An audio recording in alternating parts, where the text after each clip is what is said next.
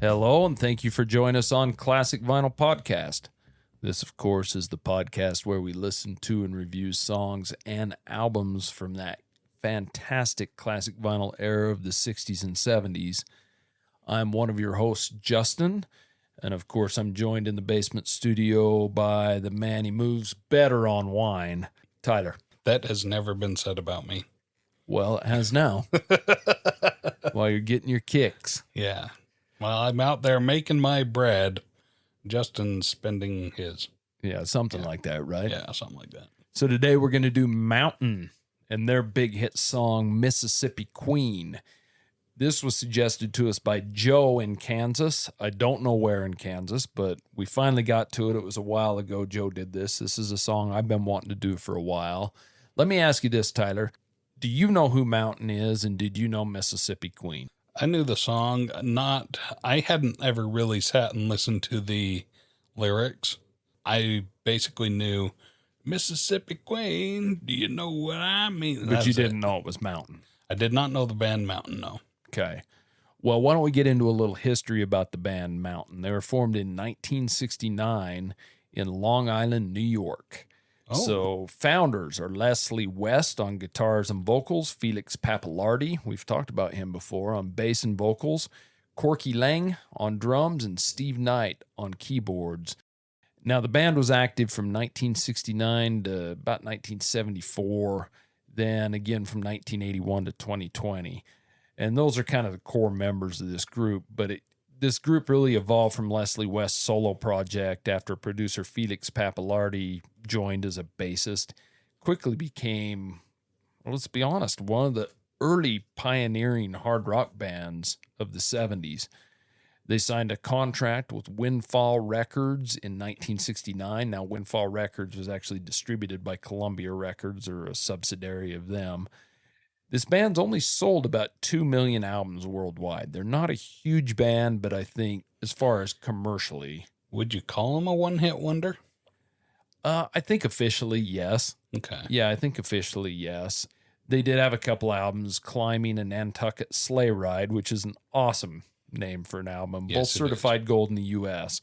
So they did have a couple albums that did okay, and you got to realize they are probably a one-hit wonder as far as commercially successful is considered, but there's a lot of people that point to Mountain as one of the very heavy rock early bands that really helped pioneer this thing, and they've been very influential to a lot of other bands, and I think really a precursor to heavy metal when you really listen to their heavy riffs and things. I mean, hard rock, blues rock, heavy rock, proto-metal, whatever you want to call it. It's some heavy music, especially for the era. And their peak era was 1970 to 1972. They did perform at Woodstock in 1969, actually before releasing their debut album. Now, as far as albums, they've released 8 studio albums, 5 live albums, which this band is an amazing band live, really. They're a heavy band. 4 compilations and 11 singles. Now in the U.S., they had 3 top 40 albums, nothing in the top 10. Their top albums were Nantucket Sleigh Ride at number 16, Climbing at number 17, and Flowers of Evil at number 35. I really like the names of those albums. Yes, they are amazing. UK albums, they had 1 in the top 40. That's it. Nothing in the top 10. And that album was actually a live album called Mountain Live. The Road Goes Ever On, which hit number 21. They did have Nantucket Sleigh Ride at number 43, which, once again, amazing album name. Yeah. In Canada, they had 3 albums in the top 40, nothing in the top 10. Nantucket Sleigh Ride hit number 14. Climbing hit number 19. Flowers of Evil hit number 23. Now, as far as singles are concerned, in the U.S., they've had 2 top 100 singles, 1 top 40, nothing in the top 10. So I guess when we're talking about, being a one-hit wonder, Mississippi Queen, the song we're doing today, is it. The top 40. Hit number 21. Their next closest song, and they do an amazing job at naming stuff. It's called The Animal Trainer and the Toad. Nice. Hit number 76.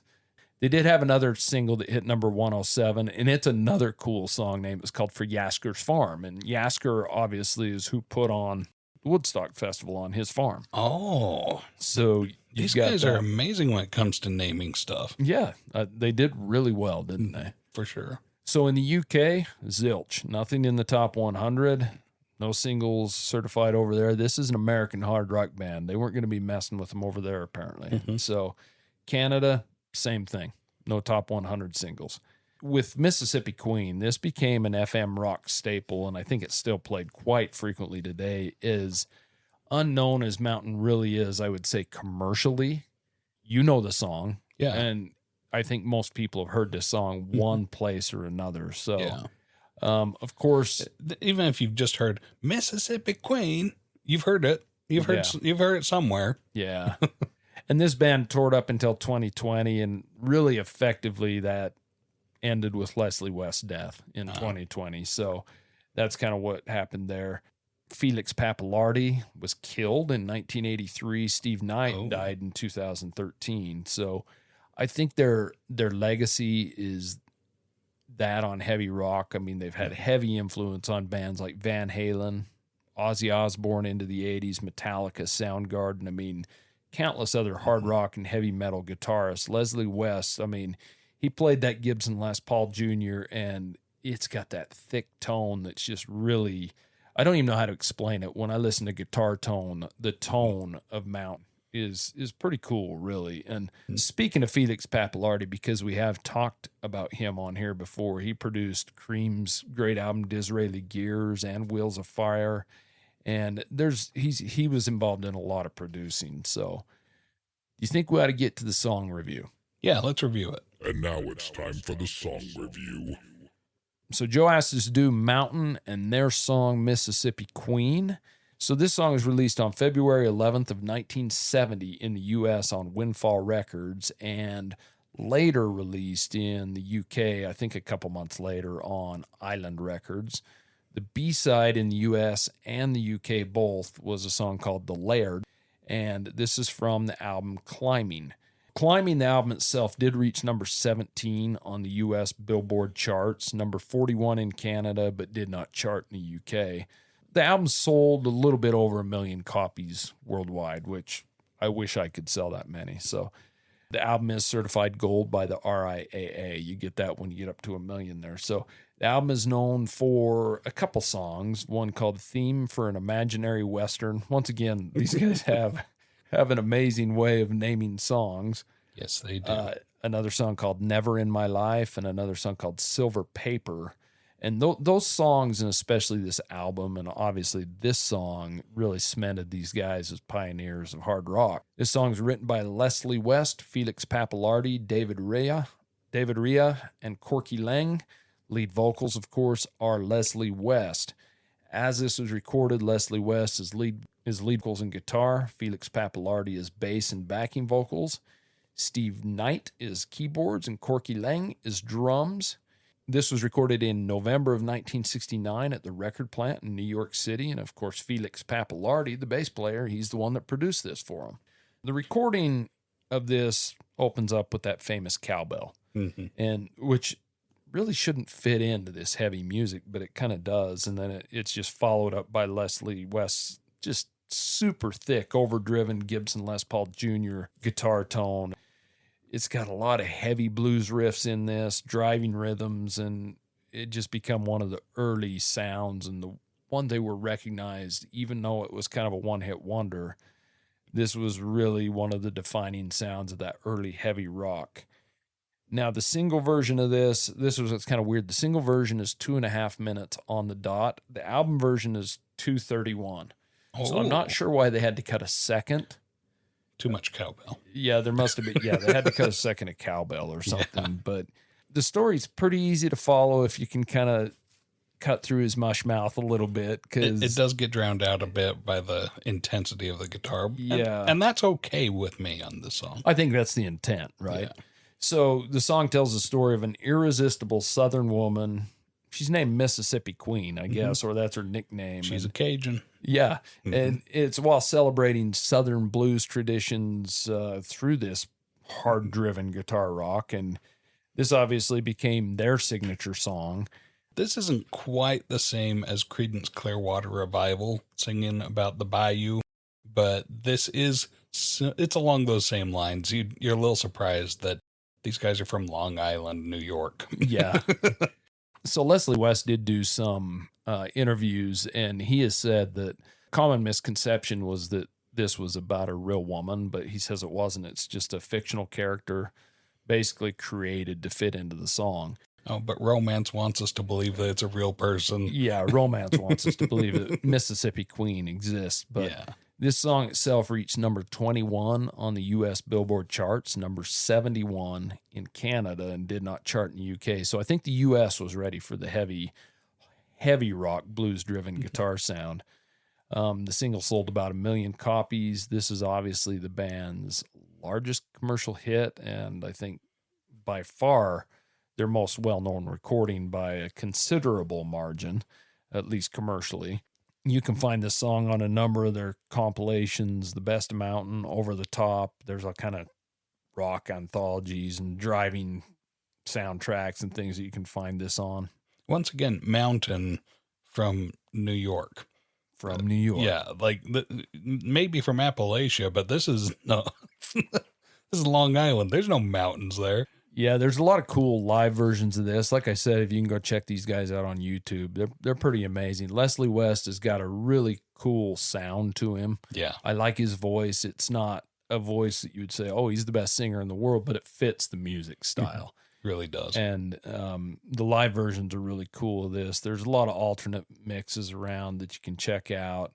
I couldn't find any like demo recordings. I don't think this band hit it big enough, although they kind of are a cult classic band is what you would call. I really enjoy them, but this song's been covered by a lot of people. Ozzy Osbourne's one, Wasp, Government Mule, a ton of hard rock bands covered this. Yeah, this is really the sort of thing that heavy bands would go for. Yeah. The song's appeared in a lot of films, television series, commercials, sports broadcasts, video games. It was in Guitar Hero. I mean, it's been all over the place. And I think that kind of goes back to what you said at first. I mean, I think everybody's heard this song one way or another. Even if you haven't heard it in its entirety, you've heard that Mississippi Queen. Well, yeah. So, Tyler, you sat down all week to listen to this. You obviously didn't know it was Mountain, but you knew the song. And you've got the opening cowbell, which has got to be one of the most recognizable, as far as I'm concerned, openings to a song.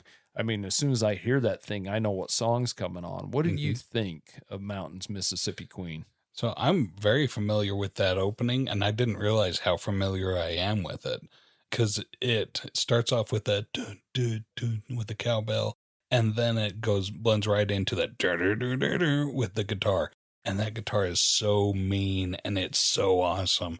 And it fits so perfectly. I challenge anybody to find something wrong with this song. Well, that tone of that guitar is one of the fattest tones I've ever heard put on tape, especially at the time. I mean, it is just a thick, fat, heavy tone. And I don't know, it's just a cool tone. It really is. And I think if you put yourself back to this time, nobody else was doing anything like that sound. No. And you're definitely not going to hear Frank Sinatra singing this song. I'd like to. But it would be interesting to hear him, but I don't think it would fit. I don't think so. No, you're not going to have any of your... I don't find anybody else singing this song as well as Leslie does, because he is just so perfect for it. He sings with as much gusto and passion. The subject matter of the song, essentially, he's got this older woman down there in Louisiana that they call the Mississippi Queen. She's a Cajun lady, and you get her on the wine. So wait, if she's Mississippi Queen, so it's the Mississippi River. Mississippi River, yeah. Okay. Which goes right between Louisiana and Mississippi. Yeah. So, yeah. But he's singing about an older woman that got friendly with him and showed him the way, especially when she gets to drinking wine. She dances really good. So, and he had a good time with this lady. She taught him, all the ways of how to be a man, while other fellows are out there working hard, saving their money to buy a life. He's blowing all of his money buying her dresses and jewelry to keep her pretty. He's in love. He's smitten with her, and he's having a good time. But she's a pretty intense lady, and this song is perfect for her, even though she's completely fabricated, completely made up. This is something that there's probably a lot of young men out there that have. I know that there's been movies made about this subject. I'm sure there's several young men out there who this is part of their life story, meeting an older lady and she teaches them how to be a man. And nothing wrong with that. And it really captures that whole thing. It's such a wild ride, and it is really intense for being 2.5 minutes. It seemed like it should be longer, feels like it might be longer, but then it just ends abruptly. There's no outro, no fade out. It's just do, and it's over. Wild ride, pretty good writing in this. He takes you on that wild ride. You feel all the turbulence of this relationship that's hot and heavy. You feel it through the guitar, you feel it through the drums, the bass, the cowbell. This song is so masterfully put together. If it's going to be a one-hit wonder, this is definitely that hit. It is amazing, but I think Mountain as a band has so much more to offer. I want to go and explore some of the other things that they have. What are your thoughts about this one? Yeah, I really like this one, and I have listened to quite a few of Mountain's albums. They're a heavy band. Mm-hmm. Is the theme similar, like South or Southern Mississippi Cajun not area? really. No, they're all over the place with all kinds of different songs. So they're not a Creedence Clearwater from San Francisco. No, they're not like that. But this song, it's amazing how much power they packed into a song that's barely 2.5 minutes long. I mean, there's no wasted notes. It's riff after riff. That guitar, the tone is still talked about to this day, but that guitar is so thick and amazing sounding. I just can't imagine what people thought of it at the time. And Felix Pappalardi on the bass deserves a lot of attention too. I think because of his production of Cream, and Cream was known as a very heavy band at the time too.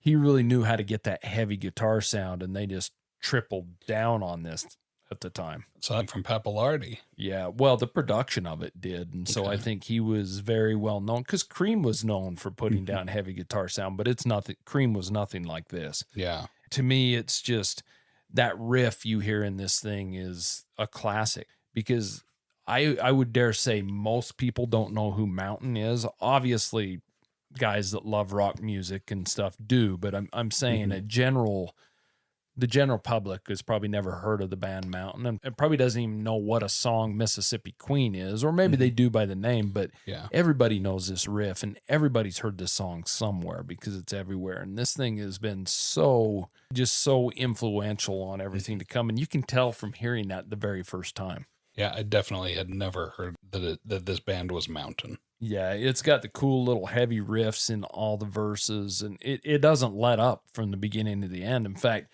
the cowbell's the one thing that shouldn't fit in, but it does just as the lead in. It's just, it's just strange to have it there, but I wouldn't want it any other way. You do. Yeah.